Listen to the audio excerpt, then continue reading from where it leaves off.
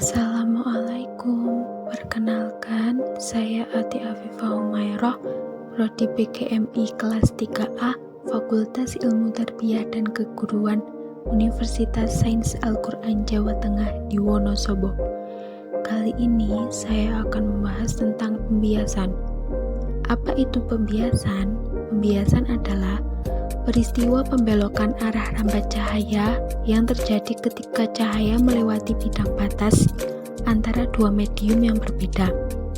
Pembiasan terjadi apabila sinar datang membentuk sudut tertentu, cahaya datang tidak tegak lurus terhadap bidang batas, atau sudut datang lebih kecil dari 90 derajat terhadap bidang batas. Cahaya adalah gelombang elektromagnetik yang merambat lurus ke segala arah dengan kecepatan 3 kali 10 pangkat 8 m/s dan mempunyai panjang gelombang sekitar 380 sampai 750 nm. Pada bidang fisika, cahaya adalah paket partikel yang disebut foton. Jadi, pembiasan cahaya adalah pembelokan cahaya ketika berkas cahaya melewati bidang batas dua medium yang berbeda indeksnya. Selanjutnya, kita akan membahas tentang hukum pembiasan. Hukum pembiasan cahaya dicetuskan oleh matematikawan asal Belanda Wilbert Snellius. Itulah sebabnya hukum pembiasan cahaya biasa disebut hukum Snellius. Adapun pernyataan hukum Snellius adalah sinar datang, garis normal, dan sinar bias terletak satu bidang datar. Pembagian antara sinus sudut datang, sudut bias menghasilkan suatu nilai yang disebut indeks bias. Adapun keterangan seperti gambar berikut. I sama dengan sudut datang dan R sama dengan sudut bias. Selanjutnya, ilmu dasar optik yang biasa disebut refraksi ini merupakan peristiwa beloknya arah rambat sinar yang disebabkan oleh perbedaan medium. Terdapat dua hukum yang menjelaskan teori ini, yaitu sinar datang garis normal dan cahaya bias yang terletak pada satu bidang datar.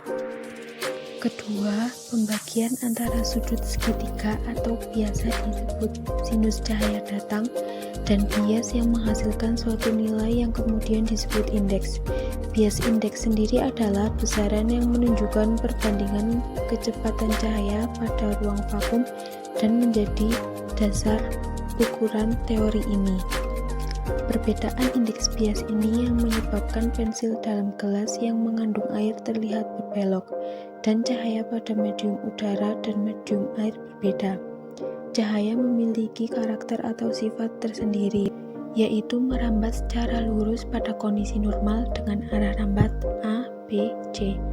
Tetapi berbeda ketika cahaya melewati media memiliki indeks bias berbeda, seperti contoh pada udara. Karena nilai bias lebih kecil, maka arah rambatnya menjadi A, B, D. Keterangan sebagai gambar tersebut. Pembahasan selanjutnya adalah arah pembiasan cahaya.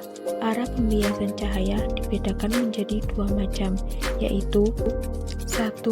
Mendekati garis normal. Cahaya akan dibiaskan mendekati garis normal jika cahaya merambat dari medium optik kurang rapat ke medium optik lebih rapat.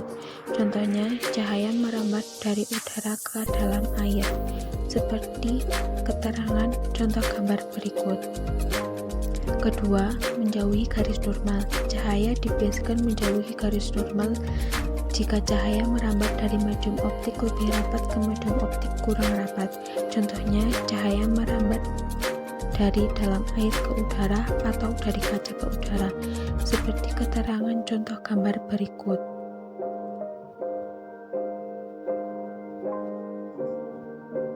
Selanjutnya adalah membahas indeks bias. Pembiasan cahaya dapat terjadi dikarenakan perbedaan laju cahaya pada kedua medium. Laju cahaya pada medium yang rapat lebih kecil dibandingkan dengan laju cahaya pada medium yang kurang rapat. Menurut Christian Huygens, perbandingan laju cahaya dalam ruang hampa dengan laju cahaya dalam suatu zat dinamakan indeks bias.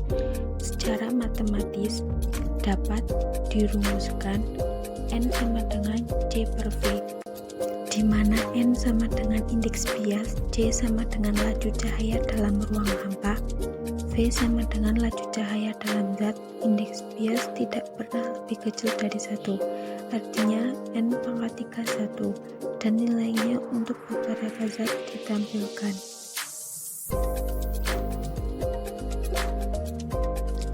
Indeks bias tidak pernah lebih kecil dari 1, artinya N akar 31 dan nilainya untuk beberapa zat ditampilkan pada tabel di samping.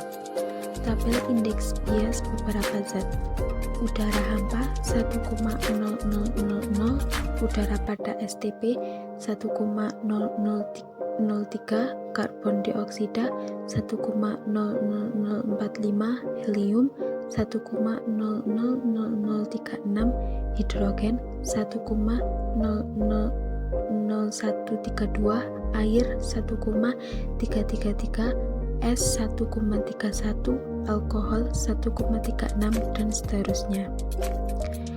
Kesimpulan, cahaya dapat dibiaskan ketika cahaya tersebut melewati dua medium yang berbeda. Misalnya pada kasus batang pensil yang dicelupkan di dalam gelas yang berisi air. Dari samping akan terlihat pensil patah, padahal pensil tidak patah. Kemudian contoh pembiasan pada kolam renang yang dalam akan terlihat dangkal. Jika cahaya merambat dari medium yang kurang rapat menuju medium yang lebih rapat, maka akan dibiaskan mendekati garis normal.